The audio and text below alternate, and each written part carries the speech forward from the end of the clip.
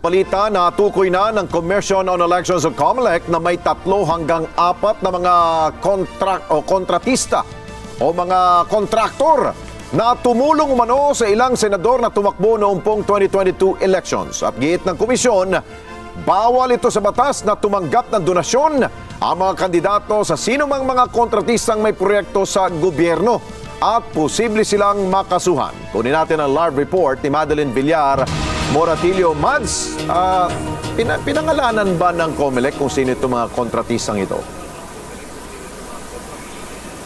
Yes, Alex, hindi muna binigyan ng pangalan ng COMELEC kung sino-sino ang mga kontratista na ito na sinasabing nagbigay umano ng donasyon sa mga kumandidato nitong mga nakalipas na eleksyon. Dahil ang sabi ng COMELEC, kailangan muna nila itong beripikahin kung meron silang kontrata sa gobyerno. May 3 hanggang 4 na kontraktor na iniimbestigahan ng Commission on Elections matapos matukoy na nagbigay ng donasyon sa ilang kumandidato sa national position noong 2022. Ito ang kinumpirma ni COMELEC Chairman George Garcia matapos magsimula na ang kanilang motu proprio investigation sa mga kontratistang nagbigay ng kontribusyon sa mga kumandidato sa halalan. Sabi ni Garcia, sinimulan nilang pagsusuri sa Statement of Campaign Contribution and Expenditures o SOCE na isinumite ng mga kumandidato noong 2022 elections. Sa national, initially may nakitang na 3-4 na contractors na maaaring contractors ng public works o serbisyo sa pamahalaan na nagbigay ng tulong sa mga tumatakbo sa national position. Yes, for senator po yan. Pero subject pa po sa verification kung talagang sila ay may kontrata sa pamahalaan. Kung mapapatunayan naman na wala silang kontrata sa pamahalaan, pwede silang makalusot. Di ba kinakailangan lumalim ang aming pagtatanong, makikipag-coordinate yung aming PIFAD sa ating pong DPWH upang alamin kung yung mga entities na yan ay sadyang may kontrata sa pamahalaan. Batay sa nakasaad sa Section 95 Paragraph C ng Omnibus Election Code, bawal magbigay ng kontribusyon, direkta man o hindi ang mga may kontrata sa gobyerno. Yan ay goods man o serbisyo, lalo na sa public works. Ang investigasyon ng COMELEC ay kasunod na rin ng nabunyag na kontrobersiya sa flood control projects ng gobyerno. Hindi naman pinag-uusapan kung nanalo o natalo yung binigyan. Ang pinag-uusapan, yung bang nagbigay doon sa tumatakbo, nanalo man o hindi yung tumatakbo, ay isang nangungontrata sa pamahalaan. Ayaw po kasi naming masisi dahil yun po ang talagang napakainit at deserve naman ng sambayanan ang katotohanan. Ayaw namin sabihin sa mga kababayan natin, may nakita pala kayong may nangungontrata bakit hindi nyo kinasuhan? Sa panig ng kontratista, ang mapapatunayang lumabag, pwedeng maharap sa election offense. Hindi naman masagot pa ng COMELEC kung kasama sa pwedeng kasuhan ang mga kandidato na tumanggap ng donasyon. Pagtiyak ng COMELEC, seryoso sila sa kanilang ginagawang investigasyon. Sa susunod na linggo, target ng COMELEC na masulatan na ang DPWH para alamin kung may kontrata ang mga nasabing kontratista sa gobyerno. Balik sa inyo dyan, Alex. Okay, Mad, sa tagal na natin sa pagkakaalam natin sa COMELEC, usually, ang mga nagsusumite ng SOCE, hindi naman nila direktang sinasabi kung sino yung nagbibigay sa kanila ng pera. Usually, nakalagay dyan, Friends of the Senator. Di ba? Ganun lang. Pero gulat tayo na merong naglagay ng pangalan ng kontratista. Parang kaduda-duda yun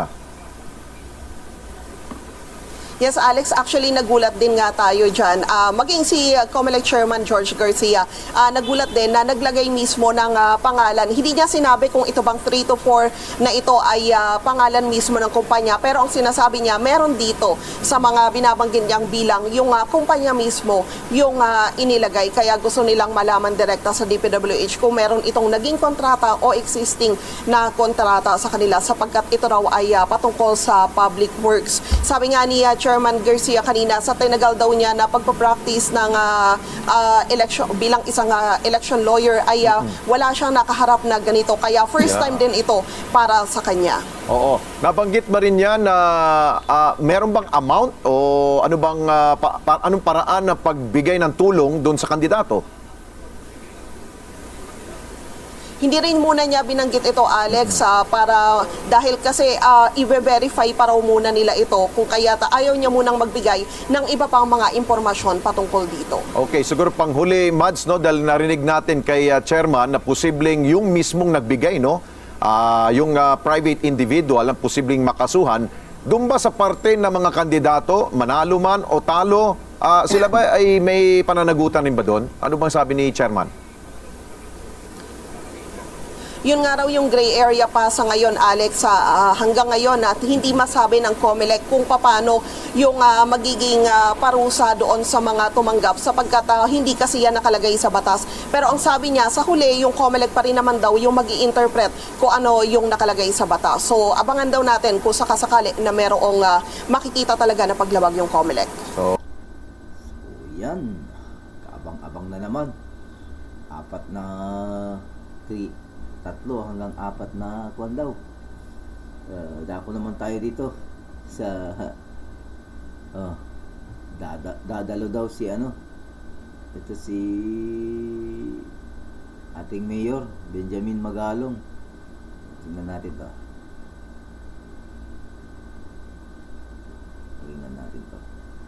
Dahil ng flood control issue na yan, no scam, kung ano man ang gusto yung itawag yan, mga kapuso, makakasama natin ngayong umagang ito ang alkalde ng lungsod ng Baguio at convener ng Mayors for Good Governance, si Mayor Benjamin Magalong. Mayor Magalong, niyabagal daw kay ka. Mayor, kumusta ka? Good morning.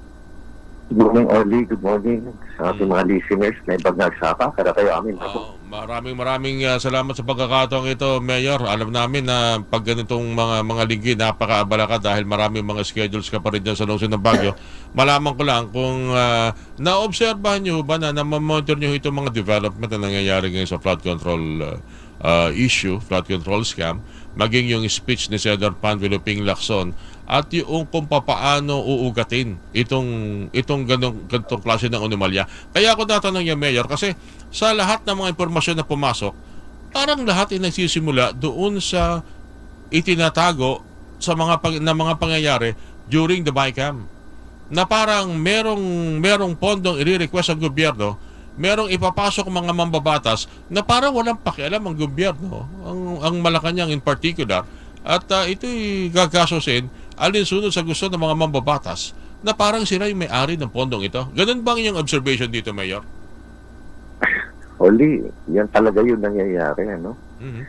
At nakakalungkot ka na, kumbaga, parang yung tinatawag nilang power of the purse, ano yan eh? Naabuso. Parang inabuso na. Naabuso na. Yan. Feeling nila pag-aari nila at anytime na kung anong gusto nilang gawin, karapatan nila. Parang gano'n ang pagkaka-interpret nila doon eh. Instead na dapat yung power of the purse nila, dapat ang intention nila doon is protektahan ang interest ng publiko by making sure that every peso is spent for the common good. Pero hindi gano'n eh. For myself, yung iniisip nila, ano ba yung para sa akin dyan? Ano ba yung para sa akin dyan? Puro gano'n. Alam mo ba, nag-attend ka na ba ng budget deliberation? Nung ako yung reporter, nung ako yung reporter, Mayor, na yun ang binabantayan ko. Pero pagkatapos ng aprobahan yan, hindi ko din nasusundan kasi nga, wala naman nakakapunta pag BICAM. Wala nakakabantay. Sa BICAM, sila lang yun. Na-observe ako kung paano yan usisain. Pero halimbawa magre-request ng pondo isang departamento, bago nila talakayin yung pondong yon, pinag-uusapan muna nila kung paano ginastos yung nakaraang pondo. Ganun katindi yan eh. Kaya mahaba-haba talaga talakayin yan, Mayor. Pero after noon, pagdating BICAM, wala na tayo wala ka nang alam. Tapos magugulat ka, parang hindi yan yung kinocover ko, parang hindi yan yung balitang na observe ako na pondo, nadagdagan pala. Yun ang nangyayari. Yes. Alam mo ba na bago pa lang pag nag-uumpisa na yung public yung hearing diyan sa House of Representatives. Galing ako sa Philippine National Police. Bigla kami makakatanggap ng message sa taas, sasabihin na puntahan nyo na yung mga congressman at tanongin nyo na kung ano yung mga kagustuhan nila. Talaga? Ano yung mga complaint nila. Ganoon. Dari, latas sa PNP na. Isasalang na sa budget hearing. Mga instruction sa amin, puntahan nyo na mga congressman nyo at tanongin nyo na kung ano yung mga kanila gusto nila at anong mga concerns nila. Tapos pagdating sa budget hearing, makikita mo, every time na magtanong yung mga yan, puro pang sarili. Karamihan dyan, puro pang sarili. Paano yung sa amin? Paano yung sa amin? Puro ganun. Iba kayo sa baita. Pag sinabi nyo, alamin yung gusto, ano ibig sabihin nun? Alam mo, anong problema? Is it pertaining to peace and order? Police presence? Or anything na pertaining sa trabaho ng isang police? O yung mga pangangailangan ng police na kailangan pondohan? Hindi ganun eh. Puro parochial concerns eh. Pero yung mga maayos na congressman, maayos sa mga tanong, maayos sa mga kahilingan. Pero yung mga may kalokohan ay puro parochial concerns yan. Kaya yung kumbaga paano ipopromote yung kanilang sariling para malaman ng tao na ako ang gumawa niya. Ako ang susi niyan, ako yung nag-effort niyan. Puro gano'n. Well, anyway, kung yan para naman sa ikabubuti, okay lang. Yung nga lang, kung para lang sa bahay mo, bakuran mo, may police dapat sa malapit na subdivision namin.